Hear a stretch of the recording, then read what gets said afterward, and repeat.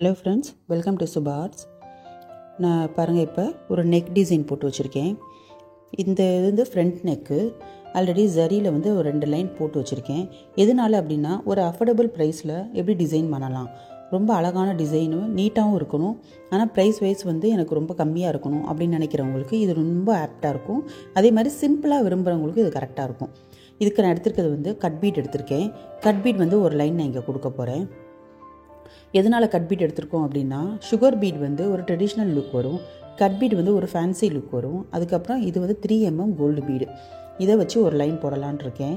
First வந்து இந்த cut beat வச்சு ஒரு லைனு, அதுக்கப்புறம் நம்ம அந்த 3mm பீட் வச்சு ஒரு லைன், திருப்பி எகைன் கட் பீட் வச்சு இந்த மாதிரி கொடுக்குறப்பயே நம்ம ஒரு 1/2 இன்ச் வந்து நமக்கு டிசைன் கிடச்சிரும். நெக் சைடு வந்து ஒரு 1/2 இன்ச் நமக்கு கிடச்சிரும்.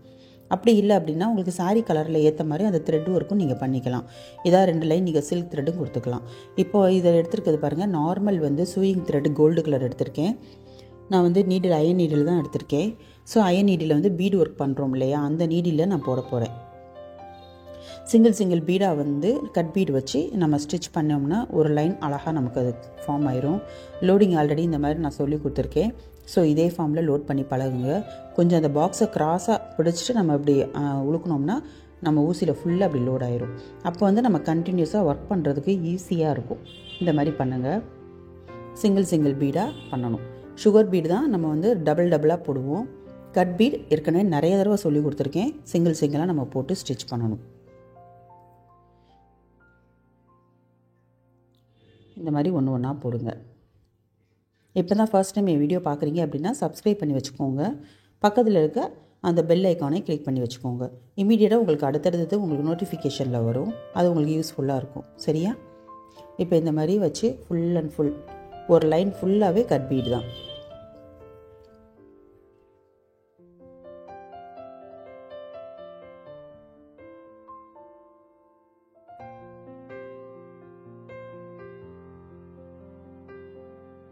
இதே நீங்கள் துலிப் நீடில் எடுத்தீங்க அப்படின்னா நீங்கள் வந்து இந்த இவ்வளோ பீட் நம்ம வந்து லோட் பண்ண முடியாது. கம்மியான பீடு தான் நம்ம அதில் லோட் பண்ணுற மாதிரி இருக்கும். இல்லைனா சிங்கிள் பீட் எடுத்துக்கிற மாதிரி இருக்கும். நீங்கள் அயன் நீடியில் இந்த மாதிரி ஒர்க் பண்ணுறப்ப நிறைய பீடு வந்து லோட் பண்ணிட்டோம் அப்படின்னா நமக்கு டைம் கொஞ்சம் சேவ் ஆகும். நம்ம பாட்டுக்கு நம்ம போட்டு போயிட்டே இருக்கலாம். லோடிங்கே ஒரு பெரிய வேலை மாதிரி இருக்கும். இது வந்து அழகாக நமக்கு ஒன்று 1 by 1 வந்துடும். ஃபுல்லாக இந்த லைன் ஃபுல்லாக நான் இதை கம்ப்ளீட் பண்ணிவிட்டு உங்களுக்கு நான் காட்டுறேன். இப்போ வந்து கட் பீடு ஃபுல்லாக ஒரு லைன் போட்டாச்சு. நெக்ஸ்ட்டு வந்து நான் சொன்ன மாதிரி 3mm கோல்டு பீட் எடுத்திருக்கேன், ரவுண்டு. இதையும் அதே மாதிரி தான் சிங்கிளாக தான் நம்ம எடுத்துக்கணும். சரியா? சிங்கிளாக வச்சு இதையும் தைக்கணும். எப்பயுமே பெரிய பீடு இந்த மாதிரி ஐட்டம் எல்லாமே நம்ம சிங்கிளாக தைக்கிறப்ப தான் நல்ல நமக்கு வந்து அது நல்ல ஸ்ட்ராங்காக வந்து நம்ம ஸ்டிச் பண்ண முடியும். 2 பீடு வச்சிங்கன்னா அது கொஞ்சம் நமக்கு லூஸ் கொடுக்கும். காட்டில் இருக்கிற வரைக்கும் தெரியாது. கலட்டினதுக்கப்புறம் துணியில் நம்ம பார்க்குறோம் அப்படின்னா அது லூஸாக இருக்கும். அதனால் சிங்கிள் பீடாகவே வச்சு நீங்கள் ஸ்டிச் பண்ணுங்கள்.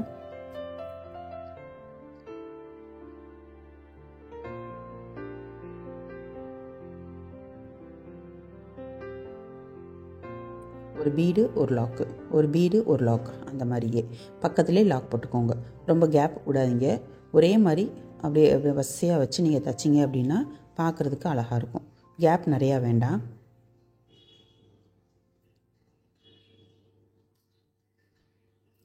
ஃபுல்லாக இது ஒரு லைன் நம்ம கொடுத்துட்டு கம்ப்ளீட் பண்ணிவிட்டு நெக்ஸ்ட்டு வந்து மறுபடியும் நான் வந்து இந்த இதை கொடுக்குறேன் இல்லையா, இதுக்கப்புறமா என்ன பண்ண போகிறேன் அப்படின்னா அடுத்தும் ஒரு கட் பீட் லைன் தான் நான் கொடுக்க போகிறேன். ஸோ ஒரு நல்ல ஒரு ஃபார்ம் ஆயிரும் அது. இந்த பீடு பாருங்கள், நான் ஒன்று தான் லோட் பண்ணியிருக்கேன். இது வந்து மாலை மாதிரி இருக்கும், நல்ல ஒரு சரமாக இருக்கும் பார்த்தீங்களா, அந்த மாதிரியே நம்ம லோட் பண்ணிக்கலாம். சரத்துலேயே நம்ம ஊசியை கோர்த்து நம்ம ஃபுல்லாக நிறைய லோட் பண்ணலாம். அப்படி இல்லைன்னா இந்த மாதிரி சிங்கிளாக ஒரு பிளேட்டில் நம்ம எடுத்து வச்சுக்கிட்டு நம்ம அதை லோட் பண்ணி ஸ்டிச் பண்ணிக்கலாம். எதுனாலும் நம்ம ஐடியா தான். இந்த மாதிரி ஃபுல்லாக அதை கம்ப்ளீட் பண்ணிடுறேன், ஒரு லைன் ஃபுல்லாக. சரியா? அடுத்து அதே மாதிரி சொன்ன மாதிரி கட் பீடும் ஒரு லைனு. அப்போ cut bead 3mm bead cut bead அந்த மாதிரி இருக்கும். ஃபுல்லாக முடிச்சுட்டு நான் உங்களுக்கு காட்டுறேன் எப்படி இருக்குன்னு பாருங்கள். இப்போ எல்லாமே முடிச்சாச்சு.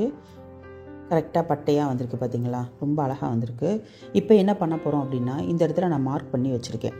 இப்போ இனிமேல் உங்கள் முன்னாடி தான் பண்ண போகிறேன். ஜஸ்ட் ஒரு சின்னதாக 2 மட்டும் பண்ணி வச்சேன், எவ்வளோ அந்த இது கேப் கிடச்சா நல்லாயிருக்கும்ட்டு. இதுக்கு என்ன பண்ண போகிறேன்னா, அந்த மாதிரி ஸ்டோன் எடுத்துருக்கேன். இந்த ஸ்டோன் வந்து ஜர்கான் ஸ்டோன் தான் இது.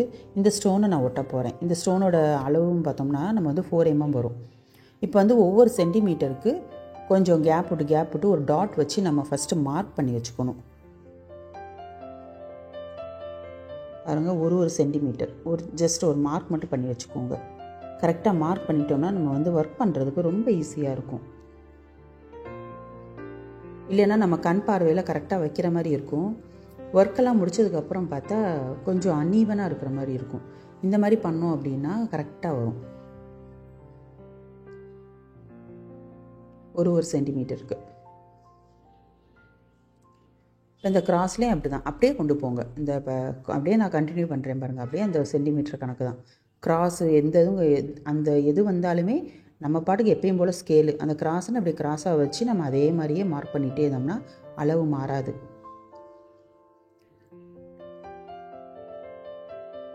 நமக்கு வேண்டியது 1 சென்டிமீட்டர் அளவு. அந்த சென்டிமீட்டர் தான் நம்ம எப்படி இருந்தாலுமே, இப்போ இந்த பக்கம் கொஞ்சம் ஸ்ட்ரைட்டாக இருக்குது, ஸோ நான் ஸ்கேலை வந்து ஸ்ட்ரைட்டாக வச்சு அதே மாதிரியே நான் மார்க் பண்ணிக்கிறேன். இந்த மாதிரி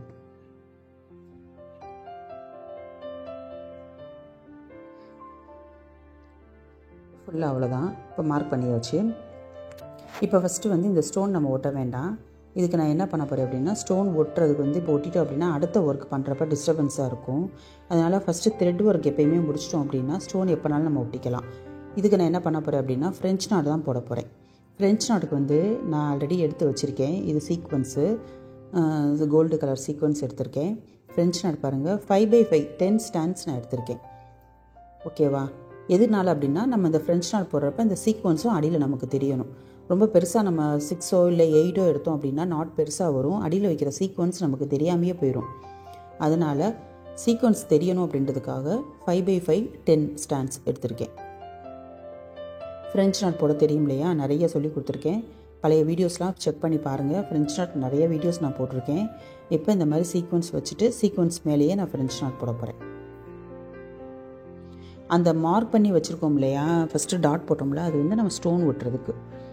ஸ்டோன் 2 கேப்புக்கு நடுவில் ஃப்ரெஞ்ச் நாட் அந்த மாதிரி தான் நான் அரேஞ்ச் பண்ண போகிறேன். இந்த மாதிரி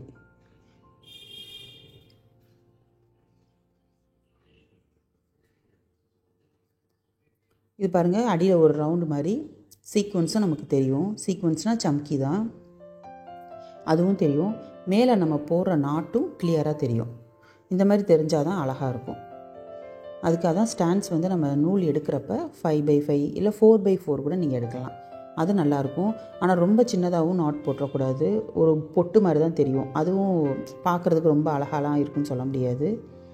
ஒரு மீடியம் சைஸில் ஒரு நாட்டு விழுந்துச்சு அப்படின்னா பார்க்க நல்லாயிருக்கும். இந்த மாதிரி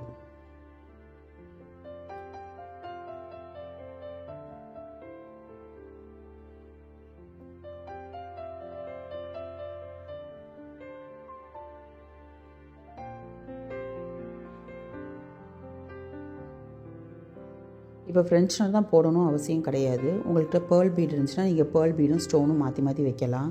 இல்லைனா லாங் ஃப்ரெஞ்ச் நாட் நீங்கள் போடலாம், ரிங் நாட் போடலாம். அப்படி இல்லை அப்படின்னா சக்கரி இருக்கும், சக்கரி வச்சு கூட நம்ம வந்து அது நடுவில் ஸ்டோன் வந்து ஒட்டி பண்ணலாம். இல்லை சக்கரி வச்சு நீங்கள் நடுவில் வந்து ஃப்ரெஞ்ச் நாட்டும் போட்டுக்கலாம்.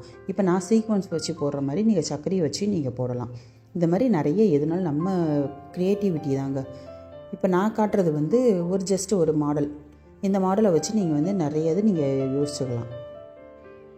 இனி அடுத்தடுத்து நான் வர்ற வீடியோஸில் வந்து இந்த மாதிரி தான் போடலான்னு இருக்கேன் உங்களுக்கு. அதாவது லோ பட்ஜெட் தான் நிறைய பேர் விரும்புகிறாங்க.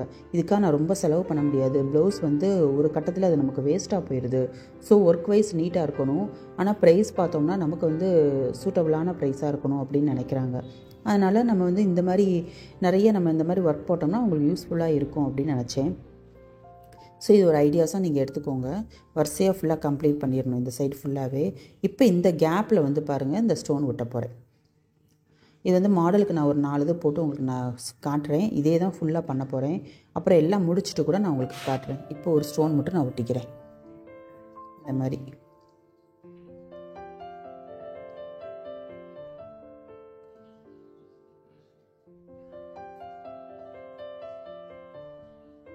லைட்டாக அப்படி நீடில் பேக் சைடு ஒரு க்ளூ அப்ளை பண்ணிவிட்டு அப்படியே ஸ்டோனை எடுத்து நீங்கள் எப்படி வச்சிட்டோம்னா அது ஒட்டிக்கிறோம். நீடில் பேக் சைடில் லைட்டாக நீங்கள் அப்படி ஃபஸ்ட்டு க்ளூ லைட்டாக தொட்டுட்டு நீங்கள் ஸ்டோனை எடுத்து நம்ம எங்கே வைக்கணுமோ நம்ம பாட்டை வச்சுட்டு போயிட்டே இருக்கலாம். இதுக்காக தனியாக எதுவும் வாங்கணும்னு அவசியமும் இல்லை. இப்போ அவ்வளோதான். இது பாருங்கள் எவ்வளோ அழகாக இருக்குது. ஸ்டோனும் அந்த ஃப்ரெஞ்ச் நாட்டு அடியில் வந்து அந்த சக்கரின்னு சொல்கிறேன் சம்கியோட அந்த கோல்டு ரொம்ப அழகாக தெரியும். இந்த லைன் ஃபுல்லாக நெக்குக்கு வந்து இதான் நான் பண்ண போகிறேன். பண்ணிவிட்டு அதுக்கப்புறம் குட்டி குட்டி புட்டாஸும் போட்டோம்னா இன்னும் அழகாக தெரியும். இதை ஃபுல்லாக கம்ப்ளீட் பண்ணிட்டு நான் காட்டவா? இப்போ ஃபுல்லாக கம்ப்ளீட் பண்ணியாச்சு. பாருங்கள் எவ்வளோ அழகாக இருக்குது பாருங்கள், ரொம்ப நல்லா இருக்குது. இப்போ நான் அங்கங்கே பாருங்கள் ஒரு ஃப்ரெஞ்ச் நாட் போட்டிருக்கேன். சரியா? இந்த ஃப்ரெஞ்ச் நாட்டை சுற்றி வந்து ஒன்றும் இல்லை, ரொம்ப சிம்பிளாக தான் ஆல்ரெடி போட்டிருக்கேன் பாருங்களேன். ஒரு இது ட்ரை பண்ணி பார்த்தேன், எது நல்லாயிருக்கும், இந்த டிசைனுக்கு எது சூட்டபுளாக இருக்கும்னு ட்ரை பண்ணி பார்த்தேன். இதுக்கு வந்து நான் கடைசி எனக்கு வந்து இந்த கட் பீடு வச்சு நம்ம ஒரு லைன் கொடுத்தா மட்டும்தான் அழகாக இருக்குது. நீட்டாக சர்க்கிள் மாதிரி ஒரு சின்ன ஒரு 5 கட் பீட் நம்ம எடுத்தோம் அப்படின்னா கரெக்டாக வர்ற மாதிரி இருக்குது. ஒரு ரவுண்டு மட்டும் போட்டோம்னா ரொம்ப நல்லா இருக்குது. இல்லை அப்படின்னா சுகர் பீடும் நம்ம இதுக்கு கொடுக்கலாம், ஒன்றும் தப்பு கிடையாது, நல்லாயிருக்கும். நான் ஒன்றுனா வச்சு ட்ரை பண்ணி பார்த்ததில் எனக்கு இந்த டிசைன் வந்து இந்த பேக் நெக்கு ஃப்ரண்ட் நெக்குக்கு கொஞ்சம் ஆப்டாக இருக்கிற மாதிரி இருந்துச்சு. நெக் பாட்டுக்கு ஒரே ஒரு ரவுண்டு மட்டும் நம்ம வந்து கட் பீட் வச்சு கொடுக்குறோம். நீங்கள் ஃப்ரெஞ்ச் நான் நடுவில் கொடுக்கல அப்படின்னா நம்ம ஆல்ரெடி கொடுத்த மாதிரி 3mm பீட் வச்சு தைச்சிட்டு சுற்றி நம்ம கட் பீட் வச்சு அது ஒரு புட்டா மாதிரியும் நம்ம அதை மேக் பண்ணலாம்.